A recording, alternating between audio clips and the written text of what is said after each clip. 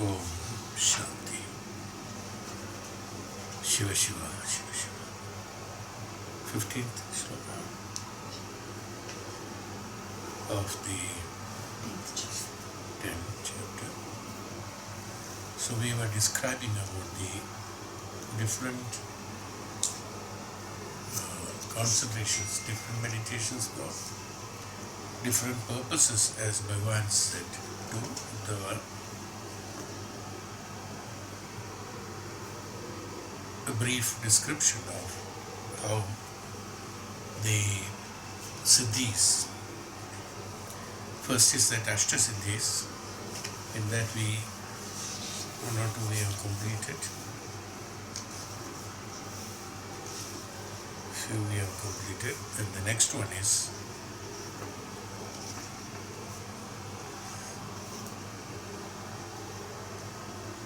Bhagavan says on the 15th shloka,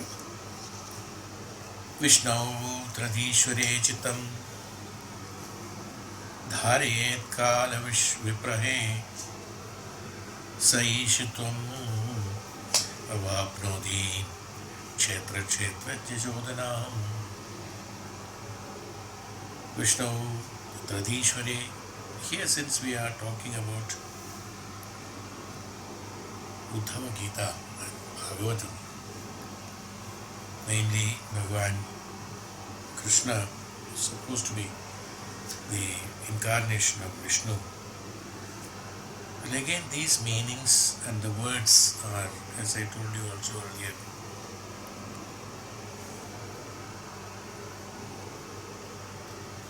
Vishnu, there are two meanings. One is that which is all pervading, another is the one who is living in the water.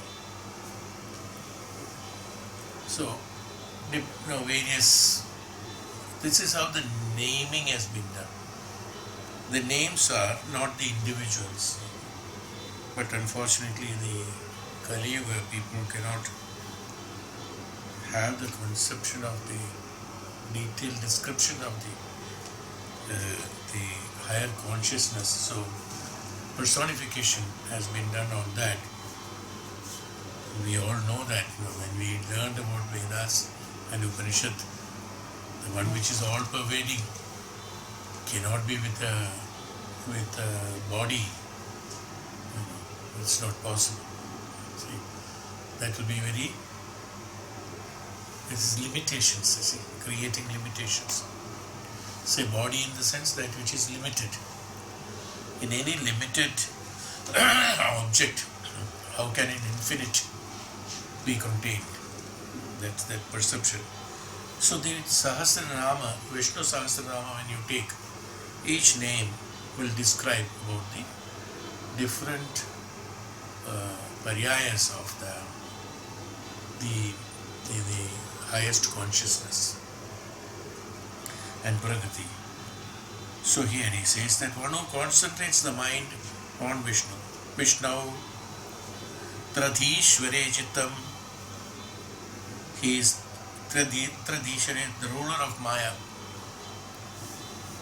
Chittam is that again Maya.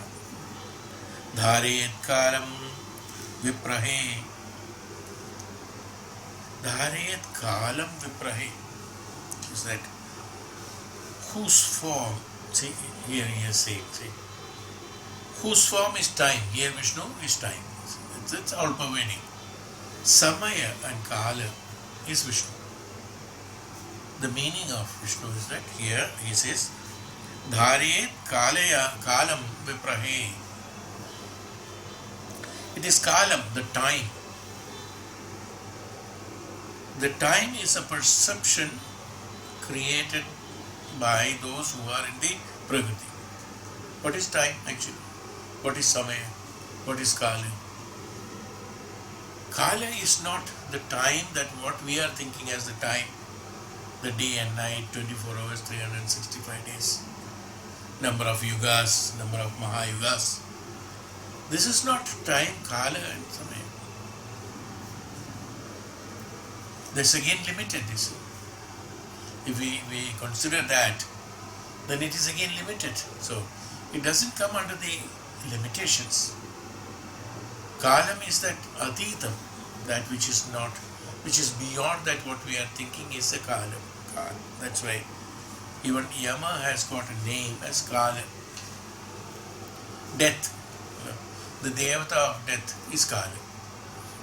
What does it mean? That when you are living, there is a time. When you are dead, there is another time. So it's all Kala. This is also Kala, that is also Kala. So what is Kala? That which is unlimited is Kala. This is what it explains about it. So Vishnu, who is that? Dharayet Kala Viprahe, whose form, if you want to call it as a form, having given a name, if you want to call it as a form, the form is Samaya, form is Kala. The time in which everything happens. What is time? Samayam, Kala. Kala is that in which everything happens. No.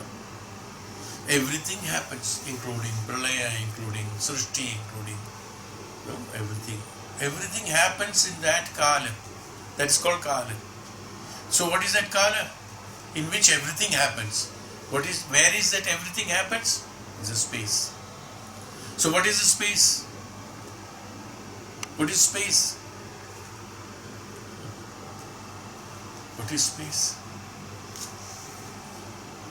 We don't know actually what is space. That which is not known, where everything is contained, where everything is there, it is known as space. That's all. The name space is it. Akasha is it. That's why in Sanskrit it is known as Akasha. In Sanskrit and English they call it as space. Space. Space is that contains nothing or that contains everything. Shunyata. What is it? Space? Space is shunya. That is why even when you are writing one word, space, another word. What is space? There is nothing. That is space. That is space. That's a space. Where everything is there or where everything is not there. Suppose that space is not there, the two words doesn't have any meaning. The two words which are supposed to be separate, if you put it together, it will have no meaning at all. Because there is space, there is meaning to it. Vakya is there. If the space is not there, the Vakya is not there. Vani is not there. Expression is not there. If expression is not there, communication is not there. If communication is not there, Jiva is not there. If Jiva is not there, Prakriti is not there. If Prakriti is not there, nothing is there. Shunya. Between the two is, according to the lower Purusha or the lower consciousness, what we understand is that space, there has to be one beginning, there has to be an end. But the space doesn't have a beginning, doesn't have an end. Everything is a space. If you go deeply into it, the word which you have written is also in the space. The word what you have written is also in the space, and you have left a gap and wrote another word. The gap is also space. Another word is also written on space, so everything is space. Is it not? Is Vishnu. Space, everything is space only. Ultimately, what is that? The word is also, it is superimposed on space. And you say there is a space in between, then you write something. What is below that, what you have written? That is also space. Since nothing is known in between this is known, and this is not known, so I called it as space. Sharira is known, body is there, and the mana is there, and the prakriti is there, everything is there. So we called it as Vani, Vak, what is written. And that which is not known to us, that in between that space, which makes all the meaning, yes, between the one word and two words put together, will have no meaning. When there is a space, there is a meaning. So which is the meaning? The space is the meaning, or the word Vani is the meaning?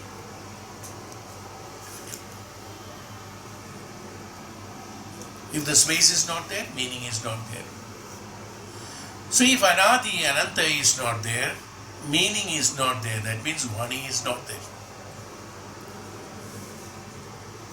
So he said, that's called Maya. He said, this is Maya.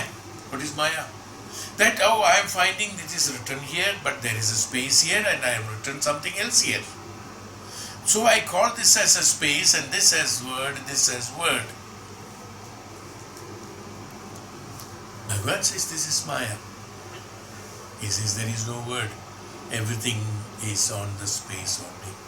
If the space is not there, you cannot have written that word also. So the truth is what?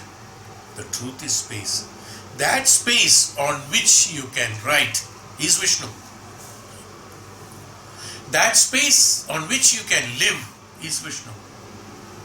That space on which you grow the grain is Vishnu.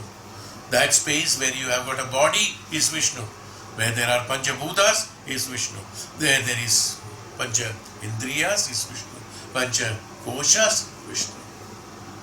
The universe, what you call as the objective perception of the universe is also Vishnu.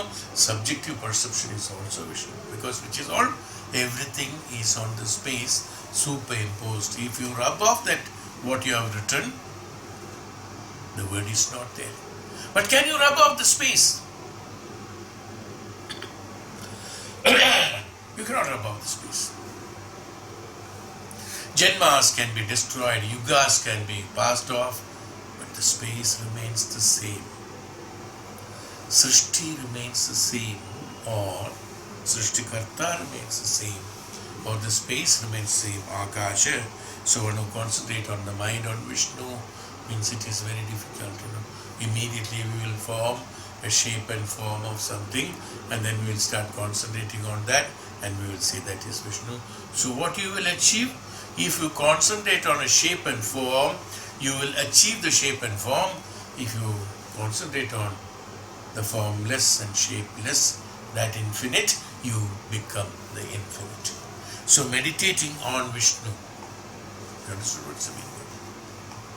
So if I read this, then it can mislead a person. Or we have a concept of Vishnu. Chaturbhujam, Shangam, Chakram, Gada, Pankajam, Virisam, Akai, Karo, Sampurna, Shyama, Varnam, Hariva Brahmanam, Mangalamba. It's Vishnu. We have perception because of the Puranas. We have been told that this is Vishnu. Shape. Absolutely right. That which has got Sahasra, Shirsha, Purusha, the one who has got thousands of heads, thousands of hands, thousands of bodies, thousands of netra, thousands of activities. Sahasra, Aksha Sahasrapad. Thousands of them. Can there be something? What did you mean by that? That which is infinite, that which is everything. That is called Maya, that's called Vishnu, or that which infinite. That's called Brahman. Ultimately, in Upanishadic language, they called it as Brahman. Brahma Tattva, that infinite is called Brahma. That infinite is Brahma. Brahma means Braham. In Sanskrit, Braha is expanding or expanded. It's called Braha. That's why.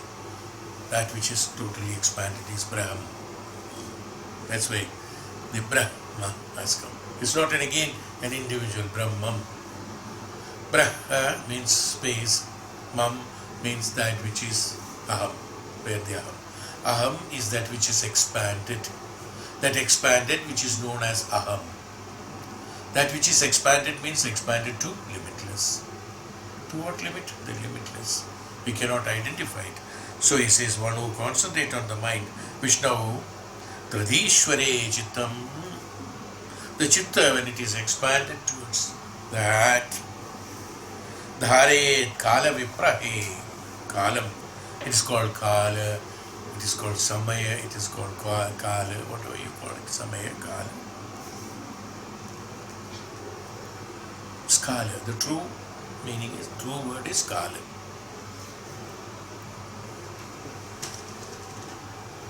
You see, sir, Ishitvam avapnoti. He gains or obtains the rulership. Ishitvam, that Ishwaratvam, Ishitvam, avapnoti. He obtains that Kshetra Kshetrajna Chodhanam, consisting of the power to control the jivas and their bodies and mind. Kshetra Kshetrajna Chodhanam. Kshetra is Sharira, Kshetra is Mana. Kshetrajna is what we have learned it in Bhagavad Gita. Kshetra Kshetrajna Vibhaga Yoga. That's a chapter. Kshetra Kshetra. Who is the Kshetra? Kshetra is that which is limited, which is the Sharira and Mana. Kshetrajna is the one who is the ruler of the Kshetra. Kshetra Kshetra. So the ruler who obtains what? Consisting of what? Consisting of Kshetra Kshetrajna Chodhanamat. Everything. Kshetra as well as Kshetrajna. As I told you, the space as well as on the space on which you have written. Everything is Bhagwan. So that is called the... So if you concentrate controlling the cosmic powers process which belongs to the Lord alone, he says. The cosmic process. Lot of processes there in the cosmic. It's not only the jivas who are sustaining its jiva, planetary positions, movements, gravity, attraction, detachments and destruction of planets, everything is there. So many things are happening, movements are happening. The whole function of the whole universe is based on that Shakti, which is on the space on which these powers are there. The earth is in the space and which is rotating without any fulcrum, without any spindle, without any fulcrum, without any base. There is no substratum there. What is the substratum? Substratum is only space. Like any of the planets. It doesn't have any bearing on which is it standing, on which it is firmly fixed. It's not. Floating, we call it as floating. Everything is floating. But even floating has got a niyama. There is a rule. It's not just floating here and there. It has got a niyama. How this concept or how this function has come? On what basis? Even though we called it as gravity of the planets and all that. Okay, that is in the planet. How these planets are detached, where the attraction is coming and distraction is coming, where the two different areas of gravitational forces coming, and there is in between, there is a no man's land which is vacant, which is known as vacuum. So it is on the vacuum this can be created. That's what exactly I told you on that nothing, only we write something is exactly the same principle of the universe. There has to be a vacuum. Then only there can be two different planets staying at a different location. Then only it has got a meaning. If that vacuum is not there, these two will become one. It has no meaning. Two words become together, no meaning. Two planets become together, will have no meaning, or will not exist, or will not have the function that it is functioning. Who controls this? Who controls this separation?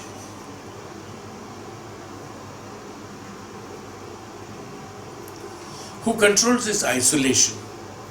What is the secret on that?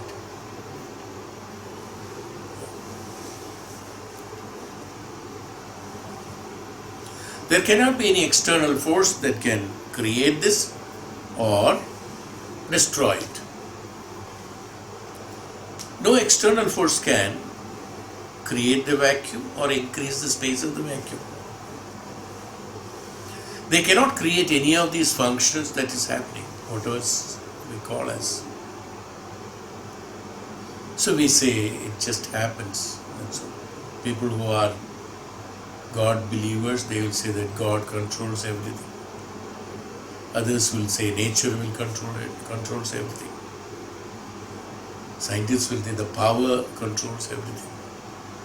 There is a power which is unknown that controls everything. The momentum, the motion, everything. So what happens? We have to see, look at that large. Today when we are learning Upanishad, from the Veshti, we have to go to Samashti and see that. We have to see with the eyes of that Brahman. How is it happening? What? And how long it has been happening and how long will it happen? Upanishadic explanations have told there will be a pralaya once. Destruction of everything, reconstitution of everything. How does this pralaya takes place? Pralaya is not only in the earth. It's not only considered about the Jivatmas. Considers of the planetary system. All the whole universe it takes place. Pralaya. There will be renovation, reconstitution of it. Different eras will create, different janmas will come. You don't know. Today you call it as different planets as different names. Maybe at that time you will call Mars, Jupiter and all those things as something else.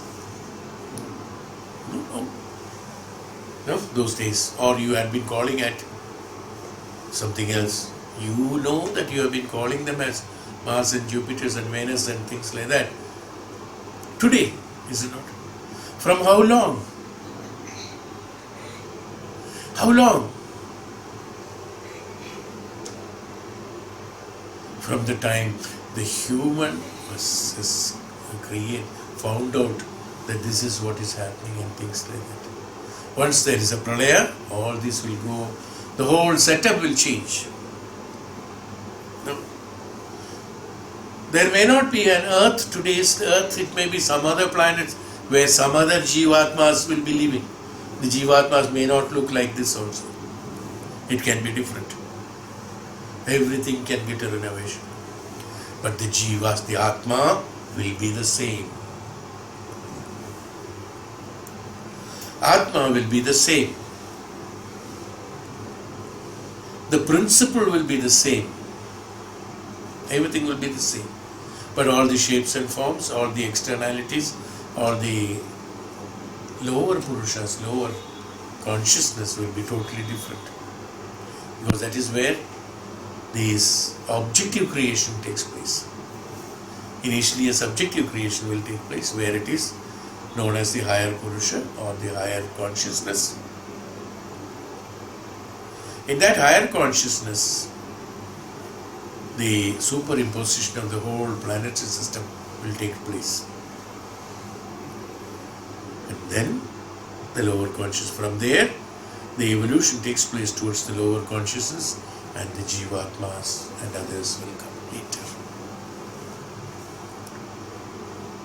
Rahasya of the Srishti is that everything is stored. That's called Pralaya. Pralaya is not only in earth, only for human beings or animals. Even though Puranas, they say that one boat will come with 5 ingredients, that will create the whole world again for the human, is what Bhagavatam and Puranas have explained about that. There will be one boat and each seed will be, one seed will be remaining, and that will be planted, and there will be one Maharishi or 2 Rishis will be there, and they will be, these are the explanations. Everything has got a meaning again. Each one will have the seed. Yes, that's right. Not physically again. The concept of the seed is that even after the pralaya, the seed is that the principle of the Janma will be there. That is from the Atma only it has come. As the first plant has come, as the first tree has come, as first human being has come, as first fish has come, that's called the seed from where it has come. One cell. This will remain in the sense. This is a creation. That's why it is known as creation. Creation from the Atma, that which will be there existing. From that will come. So he says, where we have done, why did I say all this? To make us understand what is called the Kshetra, Kshetrajna, Chetanath.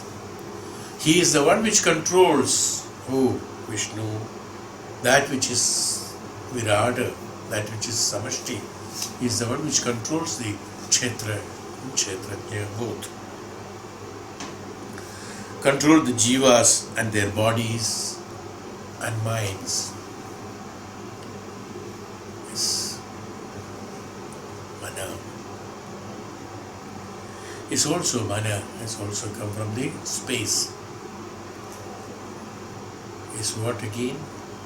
The space, the prakriti, the space in which an activity of emotions created. So it has become a vichara, a thought. And the thought, expression of those thoughts with the emotions created the possibility of the mind. And this is what is controlling. So each thought with the emotion has created one Jivatma, or formation of a Jivatma has taken place. Not created. Created means there will be an authority there. It's not created, it's happened. It just happens, as we have earlier explained. So that is called from the thought process. So in the next, so this goes on like that. If you explain, there's a higher technique has to be used. This, as I told you, this cannot be explained here in Brihadaranya Upanishad. Brihadaranya Upanishad explains about the spirit, about that Atma, where Chandogya we conferred with the Jivatma as well as the Atma. Complete history of that has been done, and in Brihadaranya we quite am happy.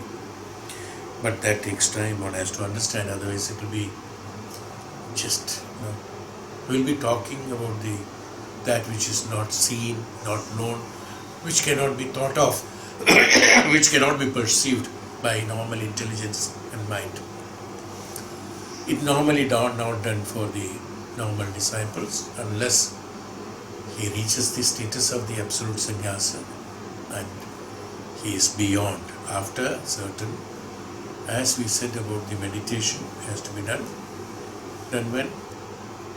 After liberation. Deliberation. After liberation, same thing. Yeah. Good. After liberation, same thing happens when they, after liberation only, that also is possible. So, next sloka Bhagavan says, on the 16th sloka Bhagavan says, Narayane turiya sve turiya ke Bhagavat shabda shabdite mano maya dayodyogi madvarma vashidha abhyat Narayane turiya sve, fixing the mind on Narayana. Narayana is again what? Narayana. The transcender one. It's called the Narayana. Narayana is also one writing tool, like a pen, where you have to write on the leaf. Old days, all the granthas are written by that. And that is known as, that pen is known as Narayam. See, Narayam. So that which travels through everything, which creates shapes and forms, is Narayanam. His way it is known as the transcendent one, the one who has transcended. Who is the one transcended? One must concentrate on both aspects. Here, Swamiji gives an explanation. Bhagavan means the repository of all lordly virtues. Bhagavan means the repository of the lordly virtues. Lord, who is that? Who is that who has got lordly virtues? We call it as Lord. He is Bhagavan. He is Narayana. That way who has got all the virtues, all the knowledge. So ultimately, Jnanam Brahma. He said. So he said, the transcendent one called also Narayana, the transcendent one also called as Bhagwan, the yogi, like the third is like me, attains the power of self-control. So, whether it is Narayana, whether it is Bhagwan, whether it is yogi, I call it, because I cannot say it's he.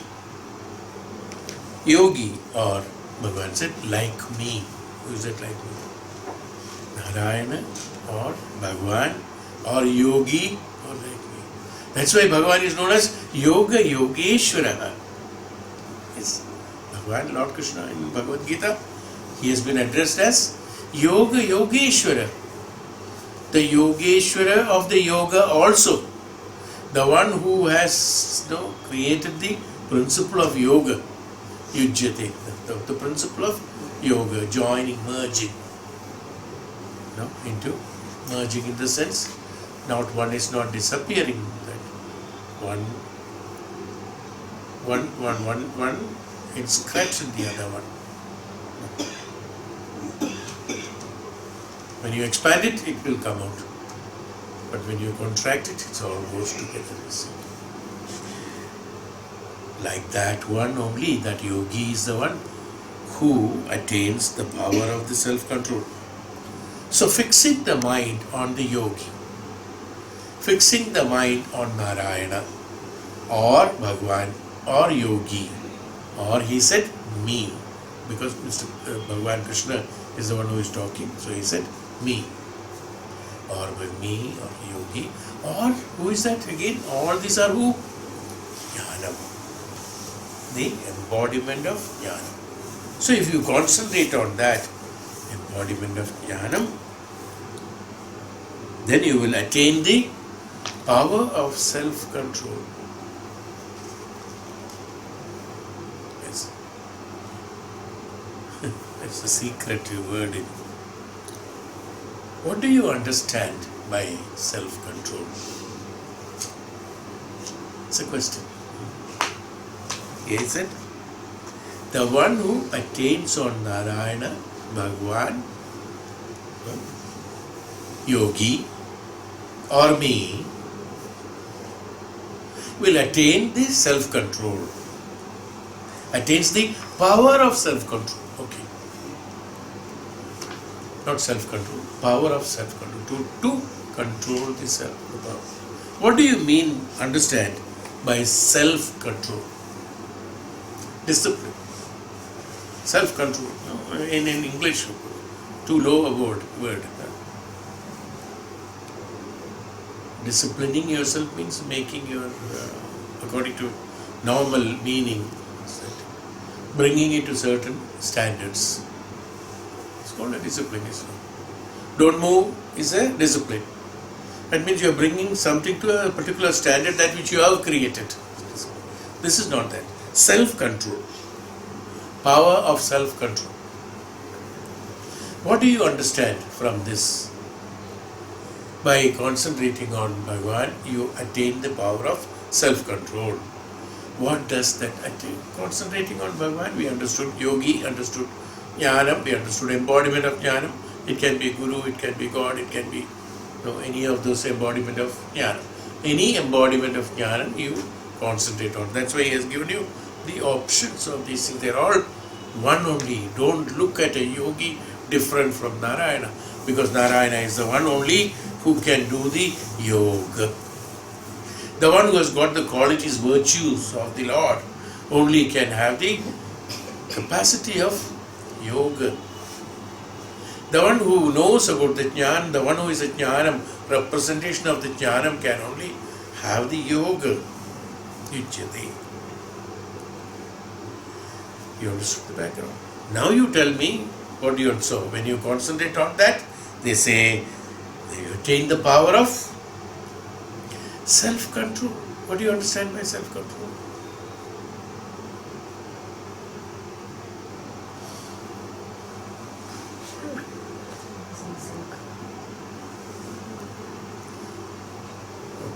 That's why I repeated. It's very high secret in the sense, the highest, that's why these are not lower consciousness, these are all higher consciousness. Because Bhagavan said, the Ashta Yoga is concerning me, it is within me, and Dasha Yoga is in the external practices, is what we have learned in the other class, yes? So this comes under Ashta Yoga, which is in me. Bhagavan said, which is in me. Me means in the jnana. So what do you mean by self-control? The secret? The secret is nothing, very simple. When I say you will definitely understand it, no doubt about it. The power of self-control you will get. He did not say self-control, he said power of self-control you will get. Okay? Yes. That means, what is that? When you concentrate, I told some time back, or during the talk itself I said, when you concentrate on a shape, you attain a shape.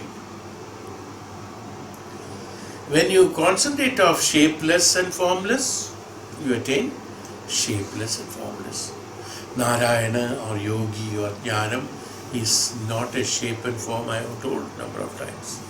It is not a form. It is a concept. It is jnanam. It is absolute knowledge. When you are transforming yourself into that jnanam, where is the question of self? If there is no self, where is the question of control? Is why Bhagavan said, power of self-control. What is power of self-control? Power of self-control is that Shakti which can dissolve the self, automatically the control also. The self-control is superfluous. That's why he said, you attain the power of self-control. Because when you use the power,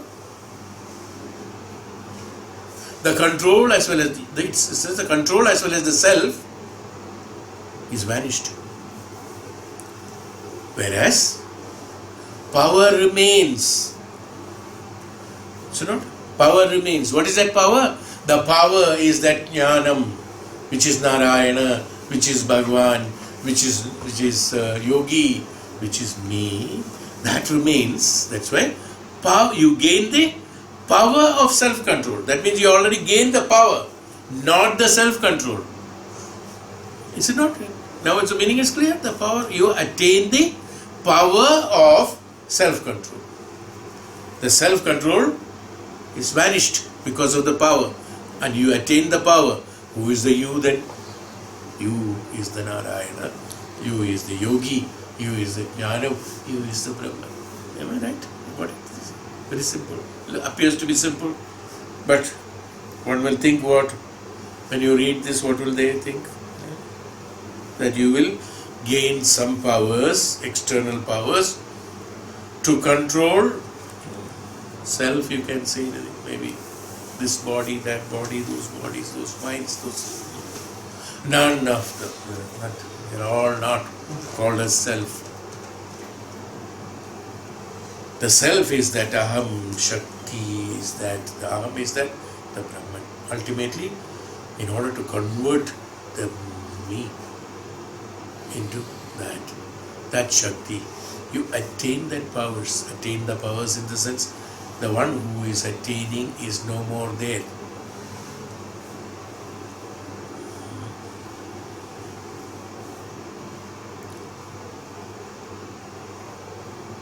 Sati used to be there some time back.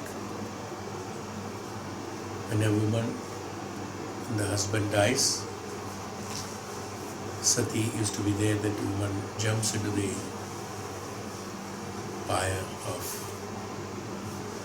the husband's and die. She becomes the prey to the Agni. Earlier it was she and Agni separate. She gains the powers to become the Agni. What is that powers? The power is that jnanam. What was jnanam? I'm not talking about encouraging sati. Don't misunderstand me. I'm just giving you an example. Suddenly it came to me. So it is. The courage that who can jump into a fire? My God. Today you ask somebody. Nobody will do it. No. Nobody should do it. It's not necessary. Okay. According to those customs, they're different. What was the principle? The principle was totally different. So that's why it has been created. Sati was not a forceful act that was created by anybody. Sati was a willful acceptance of the lady. That's how it's all started. Afterwards it has become a ritual. People started throwing them into fire. I mean, practically it's that.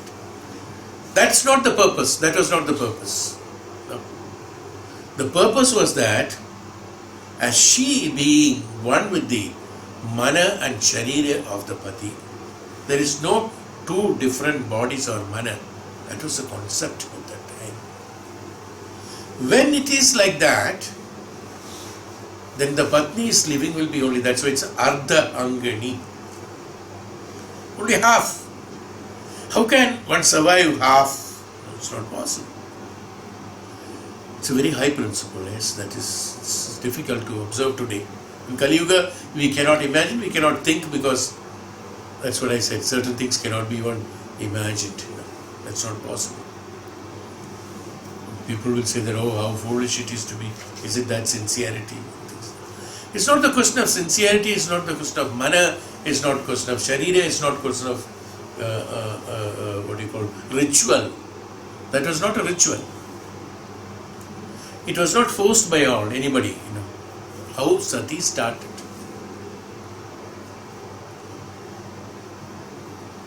Just by accepting one who is surviving outside his half. So the purpose of the other half is burning, so let this half also burn. That was the perception. And that Shakti what has got, that was the jnanam. What is the purpose of life? Was that? What is that Atmahatya? Today we can call it as Atmahatya. Classification of Atmahatya.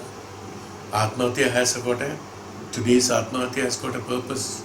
Today's Atmahatya is because of disappointment in life. Sati is not due to disappointment in life. Appointment in life, living.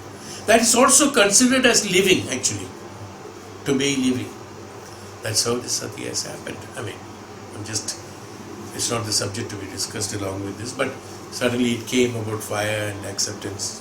That's why. So the concept is totally different. It is by the person's own will. There is nothing other than this is what that I burned myself. Not that one is sad because of that, or one is forceful, or one is disappointed, one is deprived of something, or or the social system will not accept me as a widow. Nothing like that.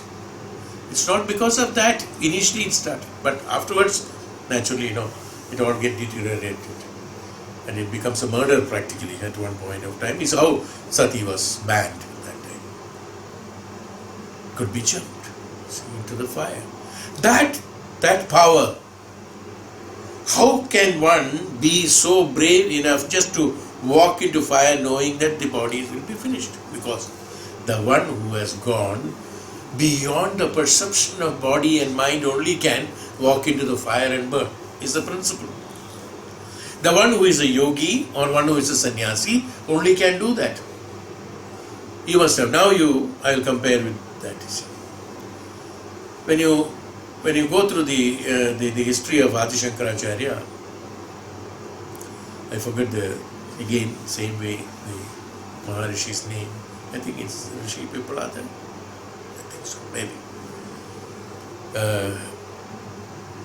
When he was coming there, somebody told him was Rishi Gautama, Rishi Pipalada. I think Pipalada, maybe Rishi Pipalada. I'm sorry, I'm not good at the names, so I do not know the exact, whatever it is. Now we understand the concept. There was a Rishi, he went for acquiring some jnanam.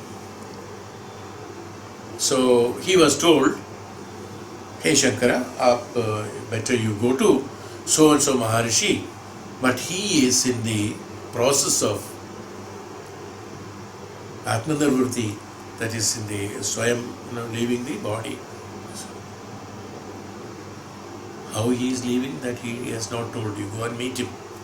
So Bhagavan Adi Shankara walked and went there, and he saw a great heap of the husk, rice husk, heaped up. They inquired about the Rishis, and Rishi's ashram was there. Some of the disciples were there. Disciples said, Maharishi is inside here, burning. You can imagine the rice husk burn means it will not bring flame, it will only generate heat. That's how it is. He's sitting inside it. So Adi Shankara from outside said that I am so and so. Hey Bhagavan, please be kind enough to give me this advice before you leave this world, Sharira. He opened up, gave the advice, closed it. Now imagine what is his capacity of burning himself into it. Is it necessary? It is not necessary. Then why is he doing it? It's a test on him. How much of importance? That means he has below zero importance to body. Anybody who will get a pain will not discuss Vedanta after coming from the fire, burning, coming there and discussing Vedanta, giving advice to Adi Shankara and going back there. Now whether it is physically happened or not, the principle being this, but there are people who can do it. They proved that yes, it is possible, because they are no more the Sharira. This is what I am trying to tell you, because today your mind and my mind, or your intelligence and my intelligence, will not be able to conceive that idea. You will say it's all hoax. Nothing such thing has happened. All Shastras are absolutely like this. They are all misleading people. No, it is not like that. The people were enormous in the discipline of the medicine. That's called the discipline of medicine, self-control. We talked about self-control. That's why. The self-control is that the Shakti he has already urged, the self is no more there for him. It is that Shakti, that Jnanam, that is the one which has advised Bhagavan Adi Shankara that this is the Vedanta, this is the principle behind it, now you go. I am in the status of the Samadhi, is it? Samadhi is what? I already explained about Samadhi long back. Samadhinata is Samadhi.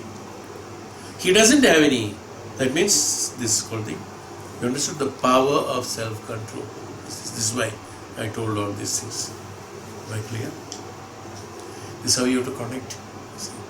So the sati is also like that. Is it not? Only such a yogin can really do sati. For others it is a suicide.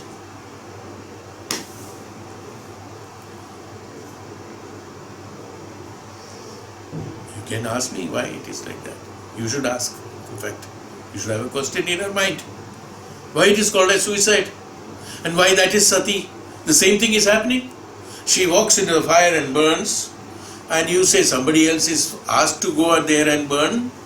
This is called suicide, this is called sati. What's the difference? What is the difference? I am again same principle. What is that? One is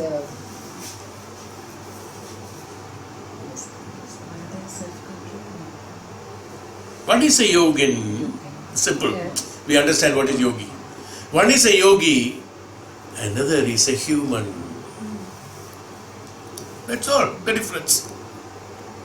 Therefore, a human who has got a body, who has a consciousness of what means, who has the consciousness of the body, who has consciousness of the object, who has consciousness of the objective perception, is a suicide.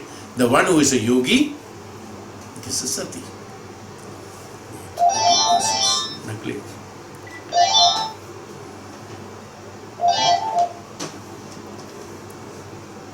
If somebody sits in the husk burning inside that, he's a yogi.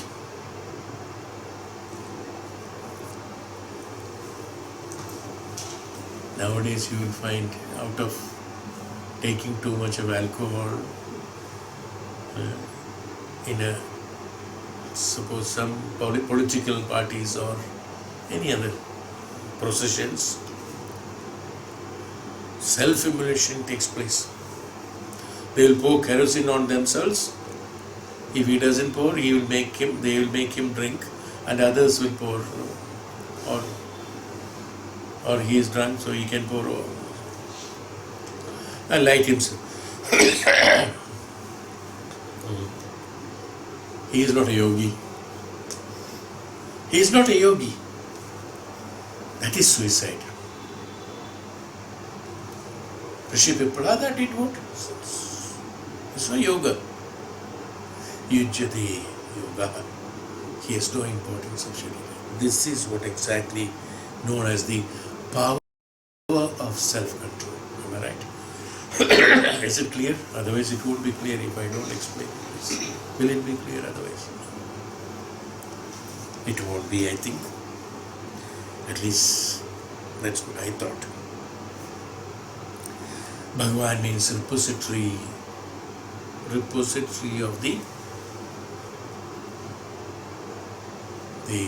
lordly virtues. Bhagavad Gunas should be there in you. The virtues of Lord should be there in you. So you have to renounce. So what happens in this? These are all very high meditations. For this, a total absolute renunciation process is necessary. We have done this renunciation of the body burning. Remember? That's what I am saying. Whatever we are practicing, it is here. This is the right method of that. But I made you practice it. But even though we are not ready for that, so let me tell you that. It's not that. It's not meant for. It's for the yogis. It's meant for. But that is the way it is. That's the way Brahma Sakshatkaram has to be done only in those ways. The importance is no more there. So whether you Swachanda Mrityu, or it is burning, or it is self-control, whatever it is, burning I said because suddenly it came to my mind these examples, so I said burning. It's not necessary burning. We did this meditation. Yes, burning the Sharira. This is how one can become a yogi. This is the true yogi. This is called aham. This is called the me, he said. It is aham. Bhagavan Krishna said aham. So jnanam, for everything, the absolute, to become the absolute jnanam, this is the right way of doing it. Next shloka, Bhagavan says, Nirgune Brahmanimaya Dharayan Vishadam Manaha Paramanandam Apnoti Yatra Kamo Vasiyate. Nirgune Brahmani Mai. Nirguna Brahmani Mai. I as a Nirguna Brahman. That means concentrating on the clean mind with a clean mind on me. Nirguna Brahman. Nirguna means what? No expectations. Saguna Brahman, Nirguna Brahman. Saguna Upasana, Nirguna Upasana. Yes. Saguna Dhyanam, Nirguna Dhyanam. For Siddhis, Saguna Dhyanam. For others, Nirguna Dhyanam. No gunas expected from them. Because I don't want to be a receiver here. In Saguna Brahman, in Saguna Dhyanam, I have to be here to receive it, is it not? Why should I be here? Nirgunam. concentrating the clean mind on me. That's called Nirguna me. Mind on me. Bhagavan says, Bhagavan, it's the first person. Bhagavan Krishna says me. The Brahman beyond attributes. That's called the Nirguna Brahma. Nirguna Brahmani. Brahman beyond attributes.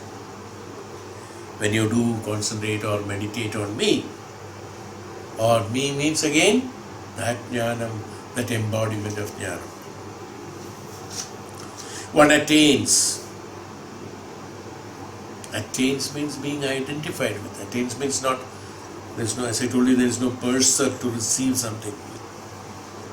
Government appoints pursers. No, there's a word called a purser. Yes. Nowadays it is not there. Suppose there is a property which is to be acquired by the government, and the benefit derived out of it, olden days the palaces of kings and all, and a lot of income used to come from there, selling coconuts, selling fruits, selling vegetables of that. He is known as a purser, the man who is in charge of that, who is supposed to run that the institute and then gain the money and deposit it in the government. What he gains? He doesn't gain any of this. Same way, why should you be a purser? Just to get that and then distribute it. What is the use of it? So on me, beyond the attributes, one attains the supreme bliss. What is the supreme bliss? Paramanandam apnoti. We don't know actually what is called Paramanandam. Paramanandam cannot be explained. There are no words. Beyond the lower consciousness, in higher consciousness, Vani, Vak gets disappeared. There are no explanations can be given. There are no expressions and explanations for those activities that's happening in the higher consciousness. So it cannot be explained. That is what is one called as Paramanandam apnodi yatra kamo vasiyate. One attains the supreme bliss, which is the consummation of all pleasures. Which is the consummation of all pleasures. Pleasures are meant for, again, like as I told you about the sati, pleasures are meant for the sharira, which are temporary, which are limited. Because pleasures are limited, it can make only the limited happy.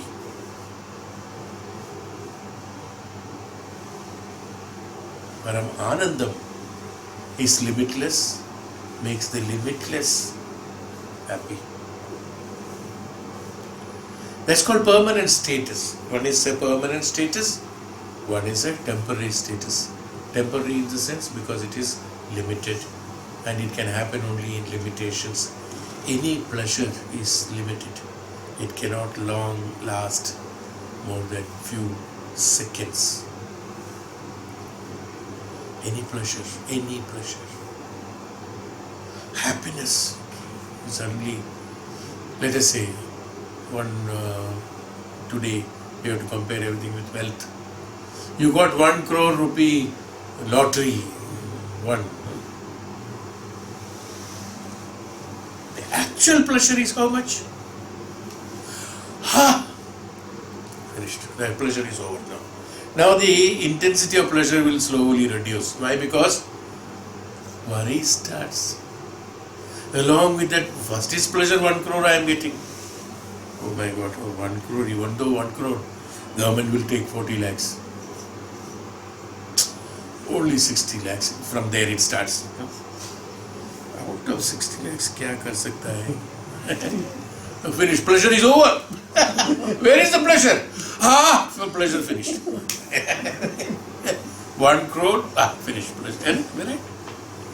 This is called limited, Whatever may be, you can take any incident in your lifetime. Pleasure is only that. Because it is happening for the limited, it is limited. The pleasure is limited. Anandam. Bhagavad Sakshatkaram. A yogi forgets his body. Yogi forgets his mind. A yogi forgets the environments. A yogi forgets everything and sits in the fire. Paramanandam. Can you imagine the man who sits on the fire? How much of ananda, how much of enjoyment he must be deriving it. It's called Brahman. Attainment of Brahman is the Brahmanandam. Paramanandam apnoti yatra kamo vasiyate. Any amount of pleasures will not compensate this, cannot compensate this. Bhagavan says further on the 18th shloka.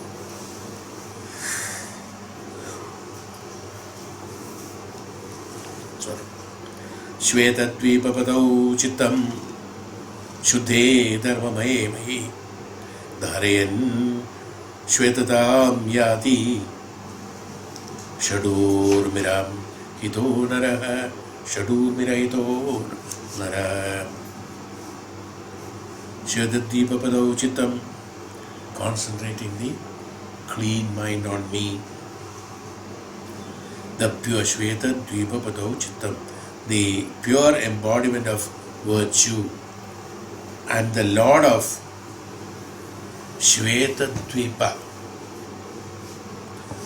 Man becomes pure and beyond the sixfold wave. What is that? Shadur mirahito. Shadur mirahito nara. Shadur mirahito nara. Shadur mitahita. What is Shadur mitahita? The six problems. Hitam. His ishta hitam. Hito naraha. Naras. The man's. What are they? Hunger, thirst, grief, delusion, decay and death. These are the six Shadur mirahito. That's why Shat. Six-fold waves. One becomes above this. The one, the Adhipati, Lord of Shvetadvipa, means the one who is the Shvetadvipa again is the Lord, who? Me. When you concentrate on me with a pure mind, the pure me, he said, the pure me, not me only. He also said that concentrating the mind on the pure me, the pure embodiment of virtue and the Lord of Shvetadvipa, a man becomes pure beyond the sixfold wave. How is the purity? We talk about purity. What is purity? Purity, we said about non-attachment, non-expectation, non-desire, all those things. In non-attachment and non-desire and non-expectations, the purity of the mind comes. When the purity of the mind we attain, we also attain purity from this. The hunger makes a man desirous. They are all causes for, we all told about the result. Non-attachment, non-desirous and non-expected expectations. Icha, praticha. They cause, how from where this come? They come from hunger, thirst, grief, delusion, decay and death. Hunger, thirst, grief. Hunger is hunger, of course. Thirst, grief, delusion, that's depression. Decay, deceased, and ultimately the death. These are the cause for a nara, for a human being to be like that, to be a brutal, to be a murderer, to be a thief, to be a whatever it is. Desirous to be this one, to be this one, to be greed. All the All these virtues, all the gunas that you get is due to these things. If this is not there, suppose we don't have hunger, don't have to eat at all, just think, and don't have to drink anything. No water, no food.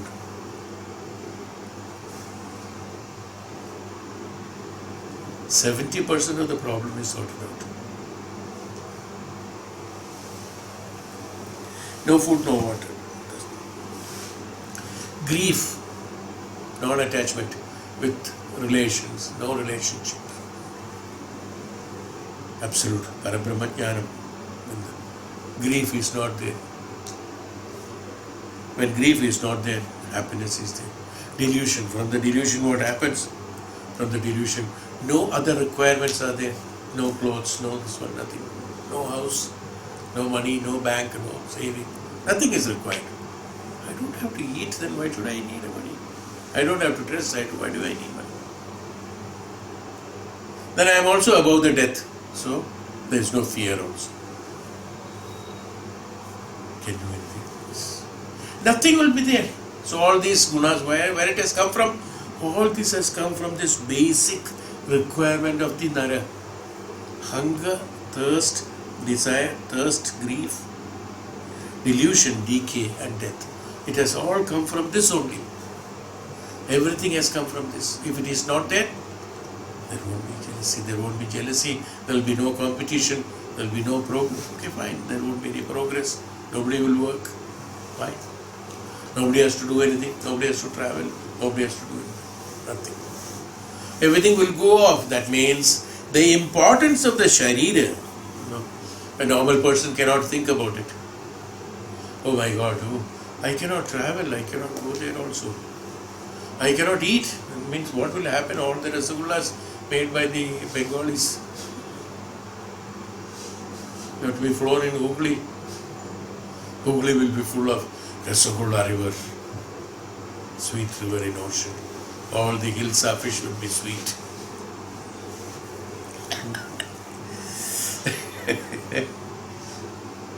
These are the basic cause of all the problems in the world. This is from the jealousy comes. This is from where the competition comes. This is from where the things come. Because this becomes the prime importance in our life. Hunger means not only food. Hungry for other things. Hungry for whatever it is. Hungry for this. Thirst for other things. You want thirst for knowledge. It's thirst. Known as thirst only. Thirst. Hunger and thirst. Then comes the grief. Grief is out of again. From the grief only the anger comes. Other things are from the grief only. Anger, jealousy, all those things come from the grief only. So when these things are not there, he is not a human being. Only human will have all these things. That's why sensory system. So we already discussed about the sensory system. Panchendriyas, Dashendriyas and Panchabhutas, Panchapranas. We already discussed how to nullify them. How not to get affected by these. When you don't get affected by these, your purification takes place. Then you don't have enmity with others, you don't have competition with others. You don't have any. So yogi's qualities I am talking about. It may not be acceptable to corporate CEO. So I am talking about yogi.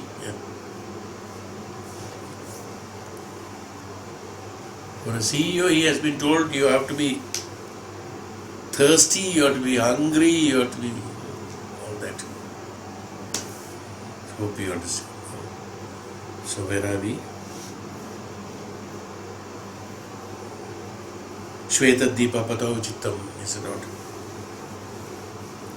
So now the secondary powers mentioned in the verses 6 and 7 are taken up one by one.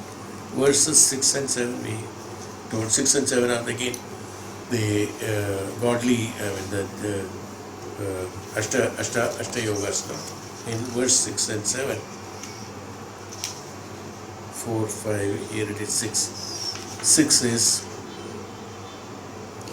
and 7 enumerates the 10 secondary powers. Okay.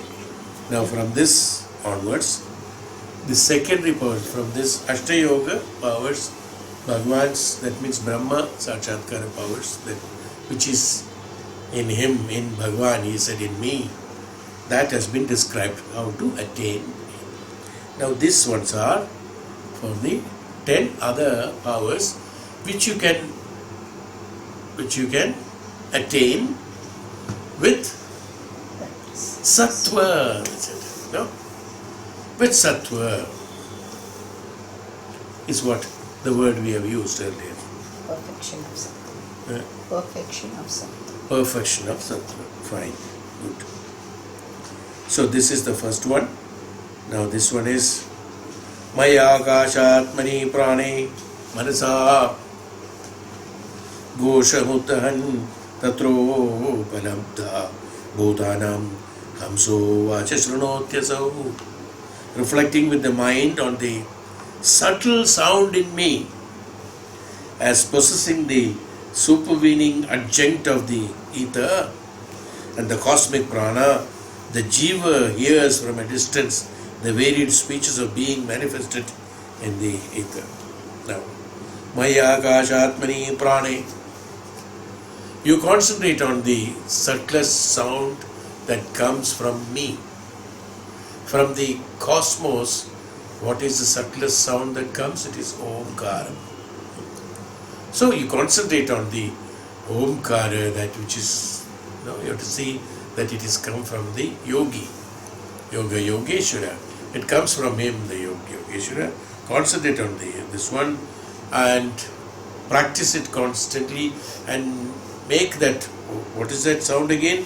He said, it is a subtle sound in me. That means you may hear it loud initially and you have to slowly bring it down, the volume, bring it down to almost to silence. That means your concentration should be so good that even a small whisper you should be able to listen. You must concentrate like that.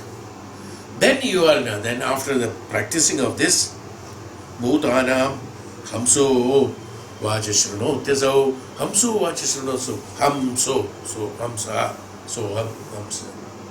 Even a very distant sound, and a person who is meditating on this and practicing this, he will be in a position. These are all, as I told you, these are all, the virtues, the sattva, perfection of sattva we are talking about. That you can practice it. Anybody can practice it. When you practice it, you close your eyes and listen.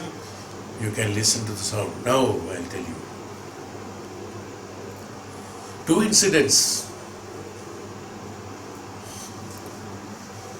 Raja Dashrath heard from far, from somewhere, the elephant drinking water, where the Muniputra was taking water in a small gada from the river. Now you can imagine, river flows in a jungle. That itself makes a lot of noise. River flowing through that space, and it's silent. So you can hear the river flowing, you can hear stream or river, whatever it is. Then the leaves moving, rain and other sounds, everything is there. Raja is very far away. He went for hunting. His purpose was hunting. So his ears were tuned to the animal sound. He wants to hear any animal nearby sounding. His attention was on that, a yogi. A tapasvi, this is again because of the perfection of sattva. Practice, he had been practicing from childhood. So he could listen. He felt, since his intention was for hunting, it is like an elephant drinking water only, filling in the gada. So that sound, you can imagine what is the sound from far away. How can you hear this? He on the horseback with all his men, far away. He could hear this sound. And then he shot the arrow. That story is different. I'm not talking about the story. I'm talking about that, how he got the capacity to listen that sound. You understood? It's called perfection of sattva. Yeah. And one more incident was here, something else was there like that. Who shot the arrow? This is being taught even in Mahabharata. When you go through that, you will find it is known as Shabda Bedi. That's very right. Shabda Bedi.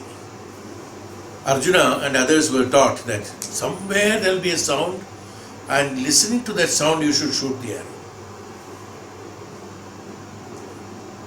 Like they blindfold and then shoot. Like that, listening to Shabda, cannot see from where it comes.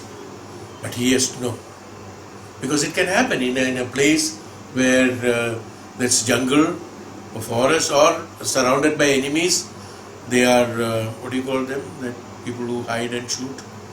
They are known as gorillas. There can be a gorilla affair. So you can hear the sound only, you cannot see them because they're all hiding or in disguise. You should be able to shoot them. You should be able to kill them. So guerrilla warfare. Okay. It can be seen. Shabda Bedi is that what has been done. This can be learnt. Even today I think it is being learnt. It can be learnt. So perfection of sattva is what this has been talked about, Lord, 10,000, 20,000 years ago. This knows by them, I see. So by concentrating on that mind, if you want to do that, you can listen to the Shabda from far off. Minutest sound also. Let there be any disturbance in between. You are practically linking your mind to that Shabda. That's all. Shabda is not heard through the ear or eardrums, heard through the mind. In those cases, you are seeing through the mind, you are listening through the mind. Those things. See? You are orienting your Shabda towards that. How a deaf person understands somebody is coming. Dhritarashtra says, oh, it is Gandhari who is coming to my room. From the footsteps, he says, I can understand who is coming. Listening the Shabda, you see. He has learned it because he was blind. So he has learned it from that. Who is coming? From the way he walks. Bhima is coming. Or Arjuna is coming. He will pinpoint who is it. It's coming. It's not a fiction. It is possible, is what here it says. So if you concentrate, these are all siddhis. Okay. Shabda we can listen. What will happen if I listen to the Shabda? That's a different thing. But you can listen. You can develop your capacity of mind to direct yourself to that. So you are listening through your mind at that time. The ears will be blocked. Maya Akashatmani, reflecting with the mind on the subtle sound. That's why Maya Akasham, Atmani Prane, Manasa Vosham, Uhatkadam, Manasa Vosham. Through the mana, you can listen to that. Same way Chachuttvashtari Samjotya Veshtaram Abhi Chachupi Mam Tatra Manasa Adhyayam Anishwam Pashadi Sushma Spucha Madrak. Connecting the eye with the sun. Now this is, we have got our practice of Surya Namaskaram. Chachurattvashtari Samyojya Tvashtaram Abhi Chachupi. Connecting the eye with the sun. Samjetya. The sun with the eye, the reflecting on me there with the mind, the man of sharpened vision. Tatra manasa dhyayan visham pashyati. What you will see? He will see everything from a distance. What is happening in 20,000 kilometers away can be seen from here. The ability to see far off can be practiced. That's again the discipline of sattva can be done. Same as Shabda we said, seeing also can be done. The Surya Namaskara is done.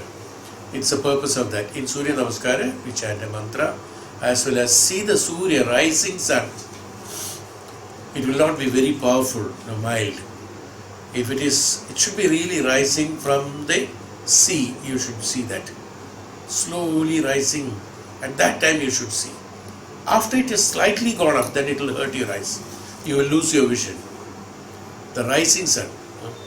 Many people for rising sun today is that the sun, you're looking at the sun above the 36th floor is rising sun today. That's not rising sun. For you it may be rising. The sun rising. I've seen many people when I walk in the lake, I see many people stand. The sun is already up. I also wondered and I saw that. My eyes started watering. It's already risen. It is above so many feet above the sea level, and above the trees at the South City Mall. Then looking at it, you will not have the capacity to see far.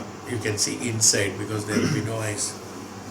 Connecting the eye with his sun, connecting the eye with the sun in the Surya Namaskara in the early morning is very good for the eyes.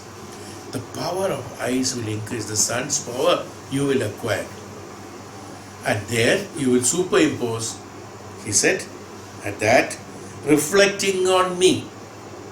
The Surya should be seen as Ishvara, Bhagavan, he says. And then you look at the Surya and then practice your capacity of the eyes to see the Surya Namaskara with chanting. And you should not concentrate on the Surya for more than few seconds. Maximum is 10 seconds. That's why they do this pranayam and then bow down and then touch the ground. Then again come up and then see the Surya. That's why Surya Namaskara is a particular way of doing it. You have to go down. And also there is a method, I think I have already explained earlier. You will see that, when we do Tarpanam and all that, stand half the water. I have explained about this, not to get the shocks. And then chant mantras, Gayatri mantra or something. And then Surya Namaskara, for Surya mantras are there. Surya Ashtagam is there. So you can chant Surya Ashtagam. And with both the hands you will take the water and above the head level and throw the water. Through the water you see the sun. And also you can gain the power. These are the purposes why we do these rituals.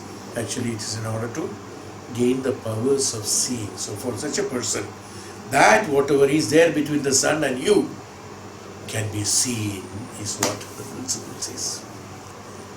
This siddhi can be attained. Okay. 20 shlokas we have finished. 21st onwards we will take in the next class.